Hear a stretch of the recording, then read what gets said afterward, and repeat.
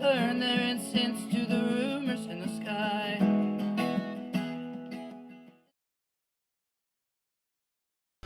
Among the stupid things a young man might do is sell his soul to a shamanic death cult on account of a girl named Patchouli. This is what my friend Gavin had done with his young days, and when it all festered down into court proceedings, he called on me for moral support. By this time, Patchouli was in a commune somewhere in southern Queensland, and the leader of the shamanic death cult, Uncle Jim, was in custody and facing 10 years. He was a shabby sort of cult leader though, and nothing like how he was depicted by newspapers and TV. They were hoping for a homegrown American-style cult leader, one with guns. But they had to settle on a lurid tale of jealous sorcery. I knew Gavin had sold his soul to a shamanic death cult on account of a girl named Patchouli, but I figured Patchouli would end up in a commune somewhere in southern Queensland, and he'd get his soul back reconditioned. Actually, this is more or less what happened. But in the meanwhile, the shamanic death cult imploded and the police came to Uncle Jim's door, although the newspapers referred to his compound, when in fact he lived in an ordinary house on Brunswick Road at the tram stop and conducted the shamanic death cult from his living room. His downfall was that only flighty hippie girls such as Patchouli and young desperados like Gavin and various drifters would sell their souls to him, and so the members of the cult were at best to be described as aimless youth. Far from charismatic, Uncle Jim was self-taught as a shaman, but could impress the impressionable with his handle on Incan inscriptions. The centrepiece of this drama, however, was his common-law wife, Raquel, part South American, who would swing into mother roles as Uncle Jim collected and bamboozled young acolytes in the living room, one such acolyte being a socially awkward violinist named Gordon. Gordon, Gavin said, was a misplaced rich kid who was sleeping in Uncle Jim's back porch among the usual riffraff, even though his mother was a leading criminal lawyer. It is unclear whether Uncle Jim knew Gordon's mother was a leading criminal lawyer or not, but he was soon to find out. "It is important to understand," said Gavin as I accompanied him to the courtroom, it was day one of the hearing, "that Raquel is a strange-looking creature from some bog in Peru with hair like a hyena. She reminds you of an anteater," he said. It was indeed an important thing to understand in advance, because once the trial started it was in the interests of both for and against to present Raquel as Helen of Troy. The defence will show, members of the jury, that the accused was tormented by this woman and driven mad with jealousy, and that both men were incrazed and blameless. Accordingly, the members of the jury and Judge Hammond presiding, and the public gallery and the press were expecting a ravenous beauty when at last she took the stand. The prosecution, meanwhile, laid out the case. Gordon apparently took well to being mothered by Raquel, and after a while Uncle Jim grew suspicions. One night, full moon, Uncle Jim commanded a squad of his shamanised misfits to waylay Gordon into wild bushland far from the city and submit him to a special initiation. During the proceedings it was revealed that Uncle Jim had read every single book by Carlos Casanova, California Carlos, and had mastered every technique revealed through his turned-on teacher, Don John. It was some elixir of Don John, an exposure in extremis, that was to render Gordon out of his body to be interrogated by his inner demons. Uncle Jim gave live instructions on the phone. There was a bit of nudity, Gavin also forewarned me. What, during Gordon's abduction and torture, or in general, I asked. Both, he said.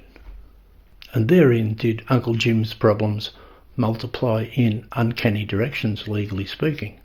As noted, his death cult's clientele were largely young blossom, and might feature runaways and urchins. The area around Brunswick Road, near the tram stop, is full of them. But shamanism, at least according to Uncle Jim in his lineage, necessarily involves getting your gear off. Then there's chanting, the ingestion of fungus and the like. It was definitely a death cult because the dead are waiting on the other side to help us in our spirit quest. Patchouli was totally into all of this, said Gavin. Hook, line and sinker, all three eyes. And he, it would seem, was into patchouli, hook, line and sinker, all three eyes, because he was stupid enough to sell his soul to Uncle Jim just for the chance to sit naked with her in a drum circle. The trial was his exorcism, I realised. He wanted to see the whole thing, but he didn't want to go alone. He needed a spirit guide. Chains and regulations of sensations till you're blind in all three eyes, I quoted from a song I'd only just heard.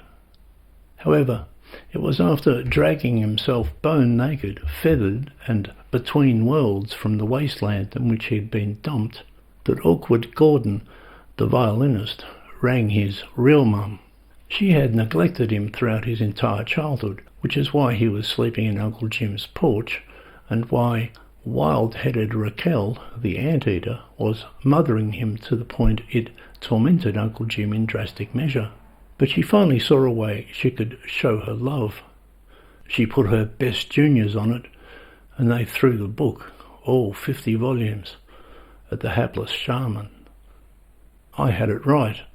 Abduction and torture, which are interesting crimes but not sensational. It was only when someone threw in the V word that the press frenzy started. It was probably somebody on talkback radio who called it a voodoo ritual gone wrong. Voodoo. Abduction, torture and voodoo. That's better. And young people, possibly underage, chanting nude magic. Black magic. Let's call it black magic. By the time the trial started, Uncle Jim was a sinister, pervert, witch, wizard, devil-worshipping, spellcaster mastermind who had led innocent lambs to his altar. He was as bad as anything American, but no guns. Once the trial started, Uncle Jim, dishevelled, seemed to think he was still in his living room. He started quoting Carlos Casanova to the jury to the effect that their auras were restricted, which the judge ruled not germane. But his defence was too. Raquel drove me to it. He hadn't tortured young Gordon, not at all. Gordon needed urgent psychic surgery on his astral body, he explained. And in fact, Gordon is only alive today because of his intervention, he said. Gordon was drawn to Raquel's warm mother love and her potent Latino libido naturally. But it was this that enabled him, Uncle Jim, to make the proper diagnosis just in time. This psychic surgery required tying string around Gordon's testicles, but we won't go into that. How far did you go into this? I asked Gavin as the case unfolded. True to form, he bailed out once Patchouli went to Queensland.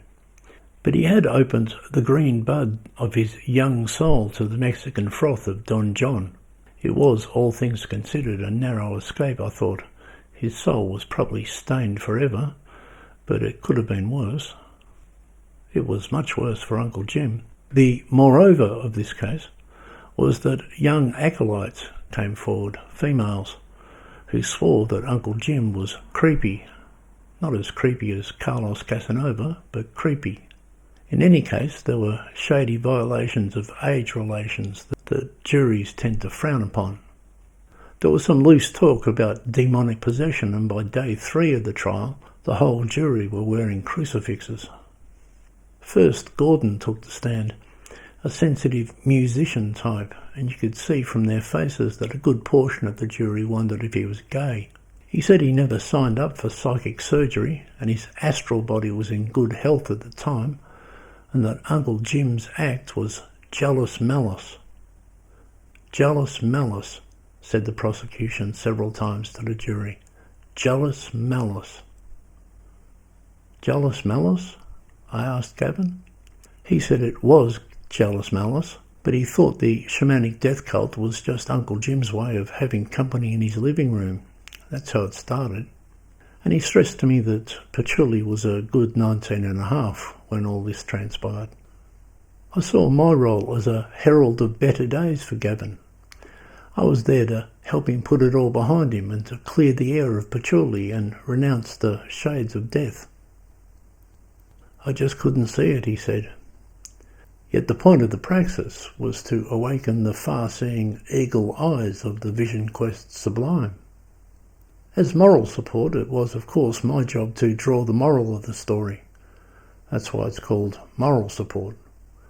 Moral support is the guy who, at the end of the story, says, "And that's what you get for chasing pussy, Gavin," or something like that. In this case, I wanted to see Raquel before I drew any final moral from the whole sordid affair. The question he needed to ask himself, however, was how he stepped into that ragged web. There are better ways to do your days as a young man, surely, even among stupid things. Then, day 5, Raquel appeared. Gavin had prepared me, yes, but nothing can really prepare you for Raquel. And I'm not even going to describe her except to say that the jury and the whole courtroom was expecting Helen of Troy, who was so indescribable that Homer never even tried, and that when Raquel took the stand, she was a strange-looking creature from some bog in Peru, with hair like a hyena who reminds you of an anteater. This was the ravenous beauty over whom this heinous act was done, the centre of this newsworthy saga of the young violinist and the voodoo cult, and a sorcerous triangle of love. Instead, the glamour suddenly cleared. The full sociology of the case became apparent.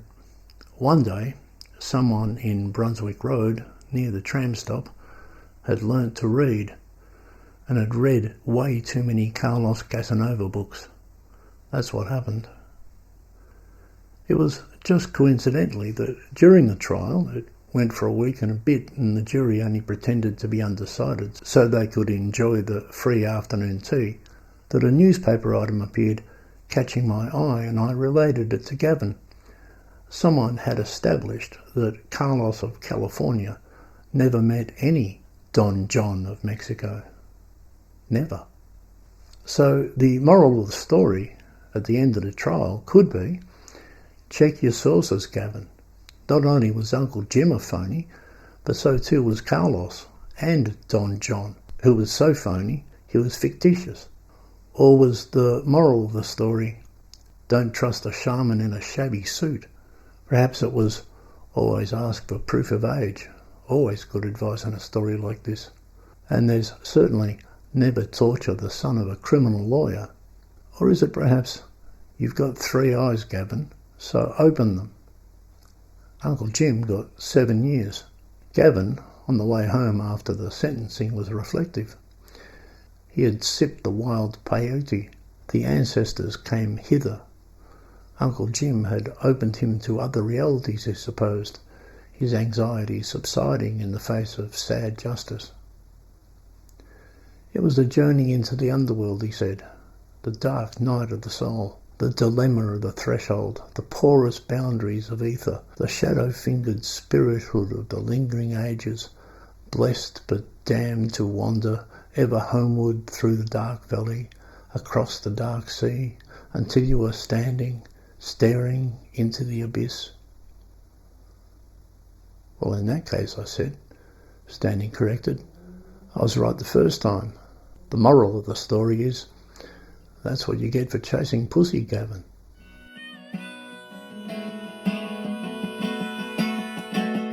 Ain't it funny how the things you thought you needed were just prisons of the mind? Yeah, chains and regulations of sensations tell you're blind in all 3 eyes. There are secrets, there are things I cannot see.